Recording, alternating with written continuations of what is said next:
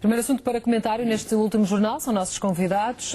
Na noite desta quarta-feira, Inácio Ribeiro, presidente da Câmara Municipal de Felgueiras, do PSD, Joaquim Couto, candidato à Câmara Municipal de Santo Tirso pelo Partido Socialista. Começo por si, Joaquim Couto, boa noite. Olhando para estes dados revelados hoje pelo Instituto Nacional de Estatística, para esta recessão mais profunda do que esperado, com 4% de queda do PIB no primeiro trimestre, e para a queda naquilo que é o emprego no nosso país. É de facto, como defende António José Seguro, necessário voltar a rever este retificativo?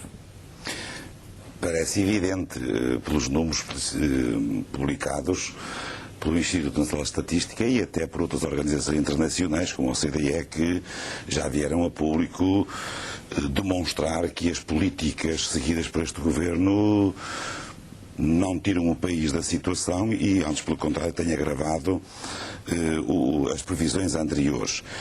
E a verdade é que não é novidade nenhuma que isto aconteça assim, porque o governo falhou todas as metas que se tinha proposto, e cada vez que apresenta uma meta e que apresenta uma proposta e que apresenta uma hipotética solução, a realidade vem desmentir essa previsão e essa projeção.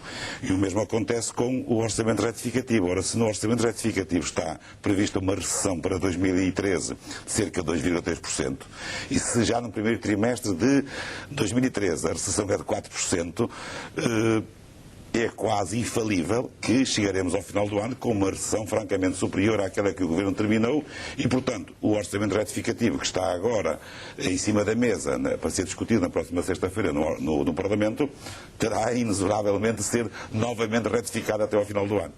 Inácio Ribeiro, boa noite também. Olhando para estes números, percebemos que os números, de facto, as previsões daquilo que são os dados para a economia portuguesa têm vindo a falhar.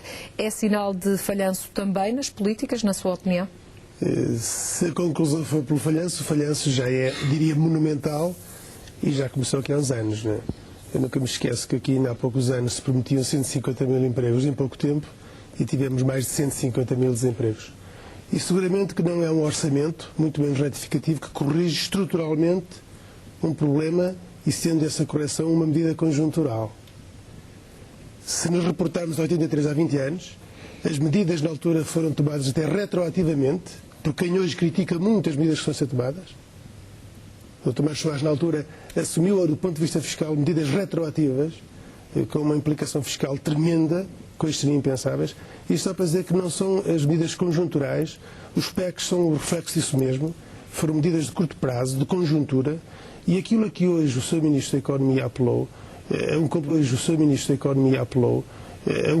de regime, é algo que eu já aqui assumi também, que a responsabilidade de todos e a responsabilização direta, eu não diria daqueles que concorreram para onde estamos, isto já é história, já é passado, mas daqueles que são neste momento os protagonistas, é de facto entenderem-se que há medidas que são fundamentais, mas que são estruturais. Esse pacto fiscal ajudaria também Portugal a sair da situação em que se encontra? Aí estou a crer que era uma das medidas de um conjunto delas que seriam fundamentais para que as empresas encontrassem um quadro estável de relação com o Estado para poderem determinar e definir regras de gestão competitivas que lhe pudessem, que lhe permitam no mercado ter ganhos de competitividade e poderem estar no mercado de forma saudável financeiramente falando para que se possam sustentar.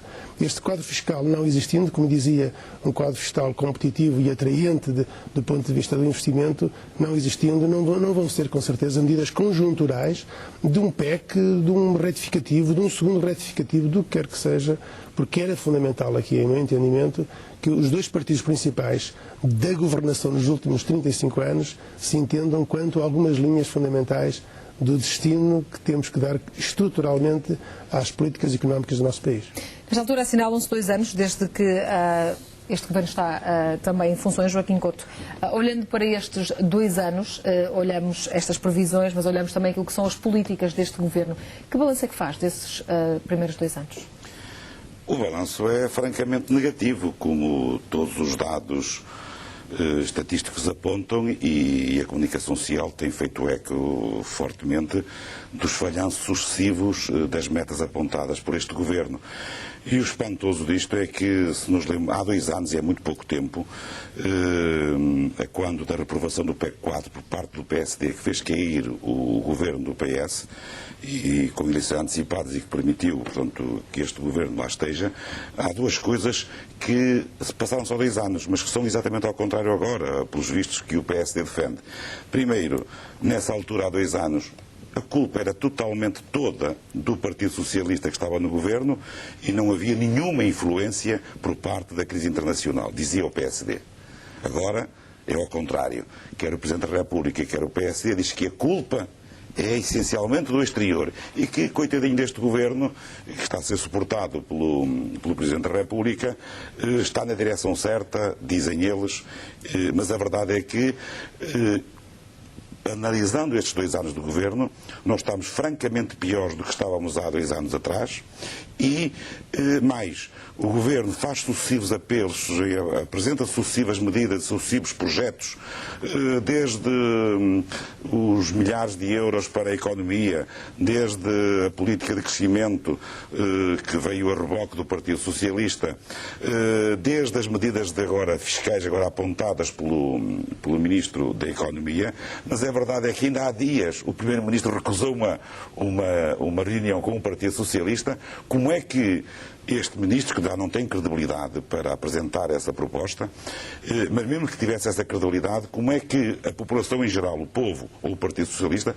podem acreditar na sinceridade de uma proposta dessa natureza se sistematicamente recusam as propostas que o Governo, que o Partido Socialista tem feito, nomeadamente quanto à inversão, à existência de um outro caminho, a inversão desta situação e à procura de um outro caminho. E acredita que é isso que António José Seguro está a fazer, por exemplo, com as reuniões desta semana, com os outros partidos?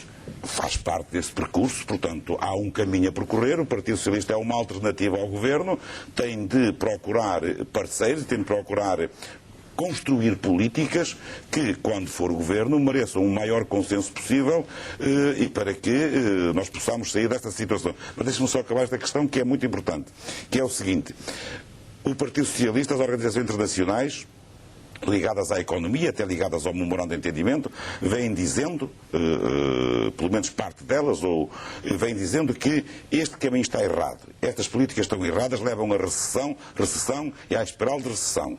Mas o Governo, inflexivelmente, não muda de políticas e depois, de vez em quando, convida o Partido Socialista para um consenso e para reuniões. Para quê? Para nada. Inácio Ribeiro, como é que vê estes últimos 2 anos do Governo? Os últimos 2 anos, eu diria que do ponto de vista técnico não podíamos estar à espera de muito melhor. Há 2 anos, os PECs 2 e 3 eram para pedir dinheiro para ordenados, para pagar ordenados aos funcionários públicos. Não havia dinheiro na gaveta para dar dinheiro aos trabalhadores públicos para eles poderem assumir os seus compromissos no mês seguinte. Qualquer intervenção de fundo, isto é um pouco como no corpo humano. Leva-nos a que aparentemente e até fisicamente possamos ficar debilitados, mas o pós-cirurgia, que poderá ser longo, com certeza terá mais benefícios. Mas há o risco de morrermos da doença, de Portugal morrer da doença? Não. Ou da cura, neste caso? O contexto internacional já é grave há alguns anos. Os últimos sinais da França, digamos, do ponto de vista político, para alguns poderão ser uma surpresa, do ponto de vista técnico, para aqueles que analisam com mais profundidade, era relativamente expectável, infelizmente, e eu só espero é que a França não, digamos, o problema da doença, digamos, já que estamos aqui a falar de linguagem, em termos económicos, não seja tão grave quanto se possa vir a perspectivar. E eu digo isto porque sou de um concelho que vive muito da economia francesa, porque exporta milhões, centenas de milhões para a França, o seu principal mercado da exportação de calçado, e que sentimos logo, muito antes, de muitos dos indicadores aparecerem a dizer que a França está com dificuldades. Portanto, e se isso acontecer, e a Espanha está como está, a Itália, como vemos, se chegar à França, estamos a falar de problemas graves no coração da Europa. E os problemas do coração nunca surgem de um dia para o outro, a não ser que seja mesmo um acidente grave. Mas se é um problema de doença, é algo que se foi gerando. E, de facto, já há alguns anos, desta parte, e talvez a primeira década deste século, tenha falhado à escala planetária os mecanismos internacionais de regulação porque o que funcionou foram os de desregulação. Porque a criação do euro, por um lado, e a Organização Mundial de Comércio com a China e a abertura a leste, digamos, foram realidades e contextos novos, políticos, económicos, financeiros, sem os devidos mecanismos de regulação. Só para ter uma ideia, o Chipre, pelos vistos, esteve sobre a ocupação inglesa até os anos 50. E a legislação dos offshores no Chipre ainda são anteriores à ocupação inglesa. Daí é que o Chipre tivesse 7, 8, 9 ou 10 vezes o produto interno bruto de massa monetária ali depositada por via dos offshores. Quer dizer, se isto já tem 60 anos de vida, os problemas da economia que na última década nos têm assolado, nós como um todo, que estamos a falar da Europa, neste caso concreto, onde estamos inseridos, são problemas endémicos que muitos atentos analistas e políticos já há 10 anos, invocando inclusive uma linguagem do género rei vai nu, usando outras expressões, alguém se riu e não achou piada. Infelizmente estavam mais que certos. E o contexto é este, a realidade é esta. Temos um caminho muito duro pela frente, estamos sob uma ditadura financeira de quem tem dinheiro para nos emprestar para pagar ordenados, já temos ido aos mercados, os mercados já têm confiado em Portugal, porventura, aquilo que eu continuo a insistir, que já tenho aqui dito, os principais partidos, digamos, se permitam a expressão, não sei, do arco da governação, e neste caso claramente o PSD e o PS, naquilo que é fundamental para o país, têm que se entender. Não para bem deles, mas o que está em causa é o país. Meus senhores, já voltamos à conversa e perceber também de que forma é que se pode chegar a essas políticas de crescimento e de emprego. Antes disso, olha